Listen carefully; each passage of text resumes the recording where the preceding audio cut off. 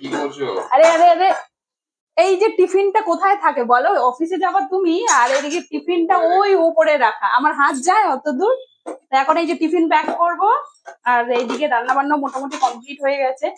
তো সবাইকে খেতেও দিব। এই দেখো গরম গরম ভাজা হচ্ছে আজকে। এখানে হচ্ছে ডাল দিয়ে, পেঁয়াজ দিয়ে হচ্ছে পকোড়া, মানে বা বড়া বলতে পারো। আর তার সাথে এখানটায় আছে হচ্ছে এই যে পটল আলু দিয়ে মাখা মশলা আর কি, জল ছাড়া, ঠিক আছে, সেটা করেছি। আর এখানে হচ্ছে আছে হচ্ছে স্যালাড, সবার যেটা পছন্দ খুবই, বিশেষ করে আয়ুষের। তার সাথে আজকে একটু অন্যরকম রান্না করেছি, যেহেতু ডালের বড়াও ছিল, কালকে ডাল করেছিলাম, মানে ডালের বড়ার তরকারি করেছিলাম। তো এখানে আছে হচ্ছে দই, এটা হচ্ছে দই, নুন দই বলতে পারো, বা এটাকে আমরা দই ছক বলি, মানে এর মধ্যে ফোড়ন দিয়ে তারপরে সেটা ভাত দিয়ে খাওয়া হবে।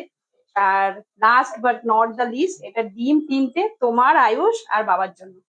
তো 3জনের জন্য ডিম সিদ্ধ, কারণ আজকে বৃহস্পতিবার আর আমাদের শ্রাবণ মাস এখনো শেষ হয়নি, তাই। আর গরম গরম ভাত এখানে উপর করে রেখেছি। এটা হচ্ছে আজকে লাঞ্চ মেনু। আর এখন তোমার টিফিনটা প্যাক করে দিই, তাই তো?